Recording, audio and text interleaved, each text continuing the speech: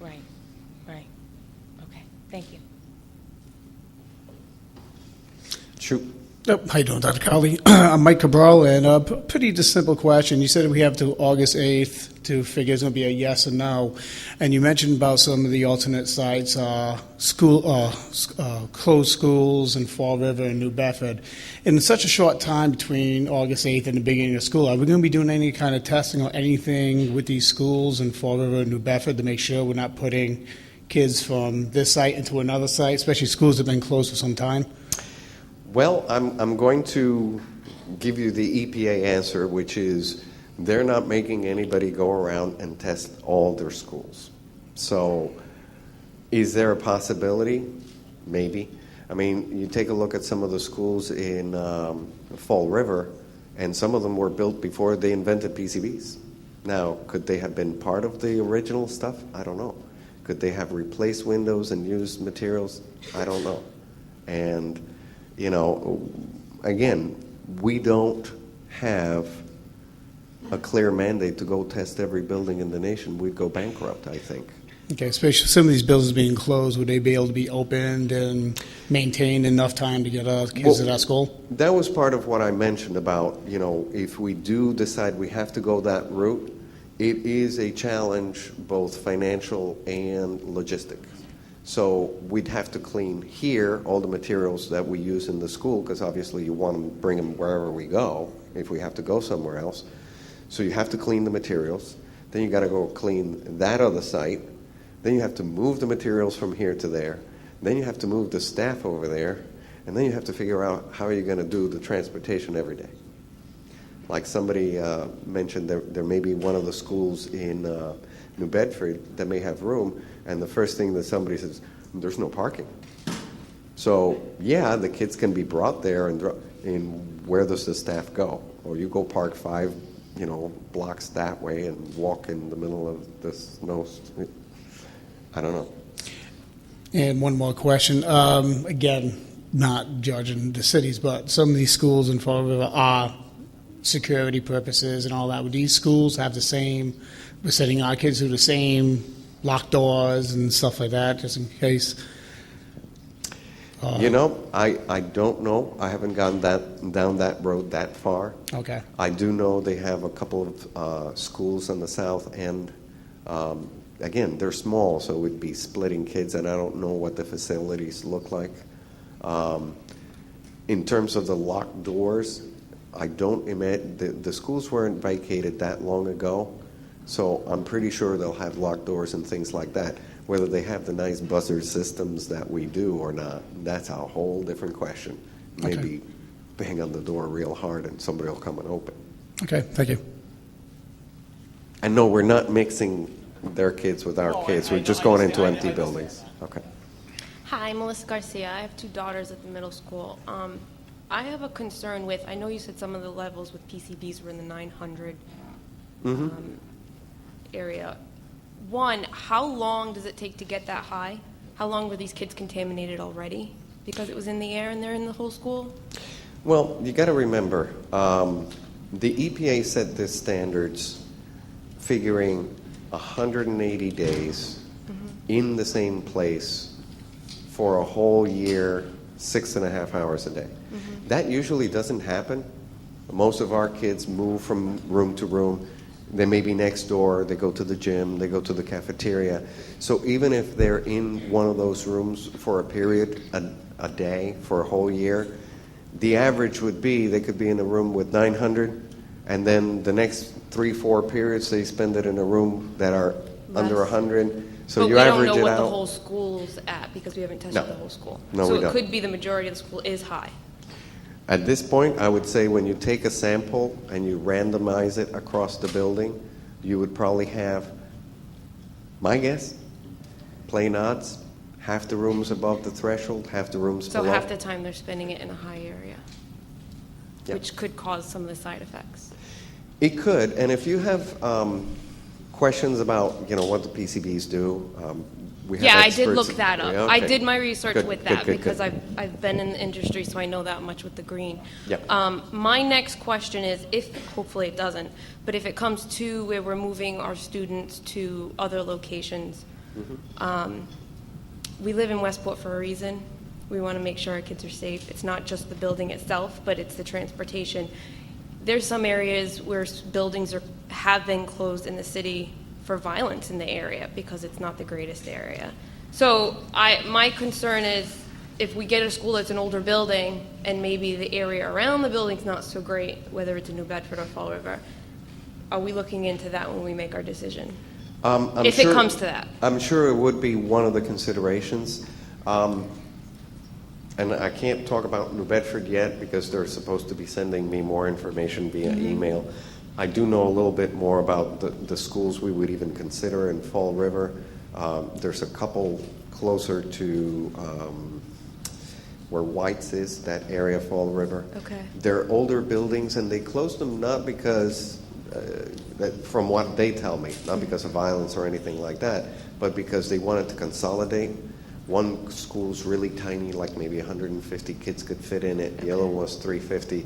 They empty that out and built a big school. Now, with the tinier schools, do you feel we're going to have more than one location because they're tiny? We're not going to fit all the kids? So, like for myself, I have a daughter in 8th grade, and I have a daughter in 7th grade. And I know she's extremely upset because she, the big fish in school, 8th grade year, it's something to look forward to. Right. So now her and her friends are very upset that, are we going to be split up from the friends that we have that are younger than us? Are you going to go 5th, 6th, and then 7th, 8th? Are my daughters going to be in different schools? Let me try to answer that. Just because that's their concern. I know. So, let me try to answer that in two ways. Okay. One, it really depends what our options are at the end of the day. What's available, how much, how many rooms we can use, Okay. how do we divide the staff. We had a discussion today with the administration. Is like, how does this affect the curriculum? How does this affect the staff that we use that maybe goes across grade levels? So which grade levels would you keep together? Which ones can you splinter off? even extracurricular. And no matter how I do it, it's not a good thing. Right. Now, the other thing, again, this is something that might have to go away, but they're very involved in after-school activities like the drama program. That's across all the grades. That's very important. It's a learning experience, helps them grow. Is that going to go away? It will certainly change if we have to go that route, because, like I said, you would probably end up using the same transportation system we have, bringing them to a central location, then shuttling from there.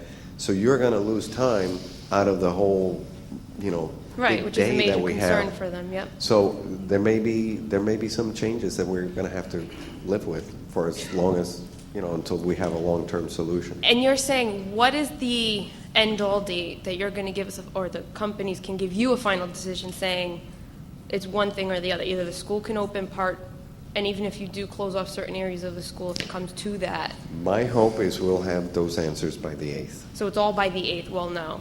And we'll get the updates on the web. And then we'll try to figure out, okay, if the answer is no, then we'll have to sit down, school committee, and decide which way do we go. Right, what are because the they were pros and asking, cons? the other question I don't want to forget, the kids were asking, are they going to have the same classes? Like, they were told that What do you I mean? have this teacher for this class. So are those teachers going to be the same? Well, at this point, I don't think we would change that. Okay, It just- well, that was their concern, so I didn't know the answer to that, because I didn't know how many classes each teacher teaches, what grades, if it's just one grade or multiple. My concern is going to be the teachers that bridge Right. grades. So That's what I there was may be thinking. slight changes, but my guess is the classroom teachers would probably be the same, Okay, just okay. different places. All right, thank you. I am Paul LaRue. Got a daughter in 8th grade. I also manage the cleanup of New Bedford's PCBs for the last 20 years. Do you have your testing firm here? Yes. Can you tell me how you sampled? I'll leave you guys to that, because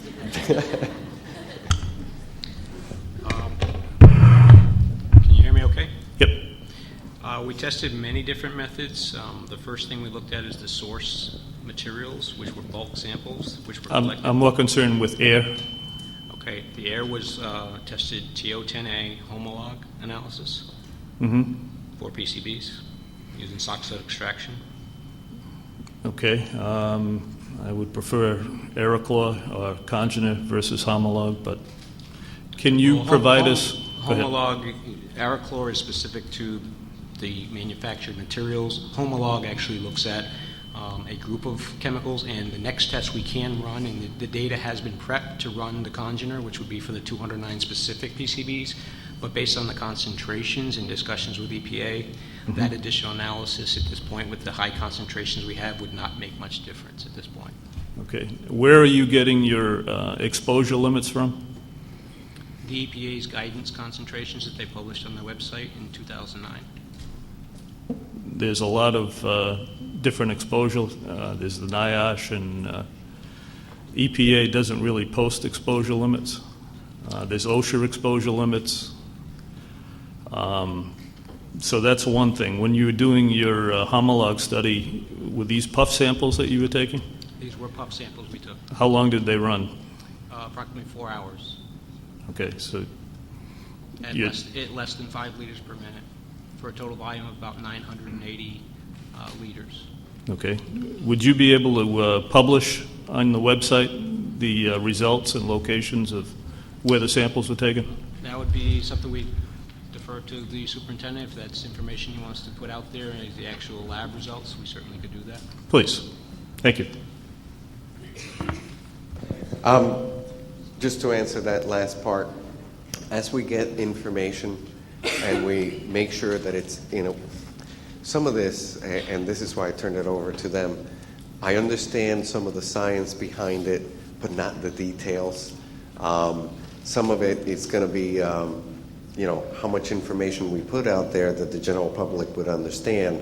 Specific questions like some of those, I would rather get them, because on the website I also have my email. So if you have that kind of a detailed question, you may, we'll post the general results. Not sure how many people will understand them.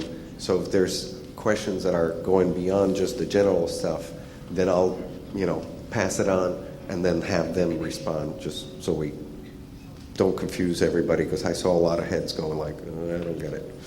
But it's nice that you have some understanding so that we can at least try to answer you.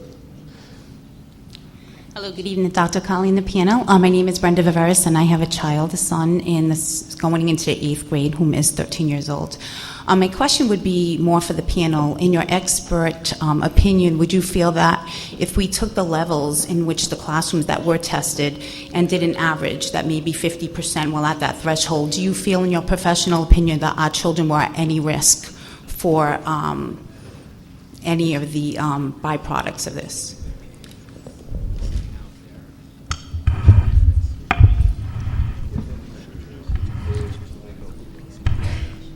My name's Dr. Kevin Miller. I'm a toxicologist by background. That's why I'm here. Thank you. The EPA numbers, they publish numbers for a purpose, but I have to tell you they're very conservative numbers.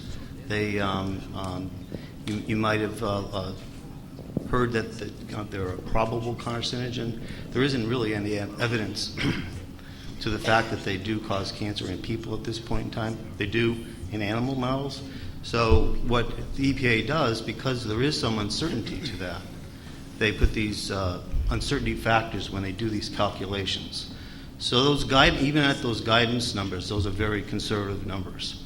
So, in a very worst case situation, if somebody met all the criteria for those guidelines, then there may be some small risk. But generally speaking, at the kind of concentrations we're seeing, with the huge uncertainty factors that are built into, and again, the exposure from one area to the other in the building, I can't say there's no risk, but I don't think it's something that is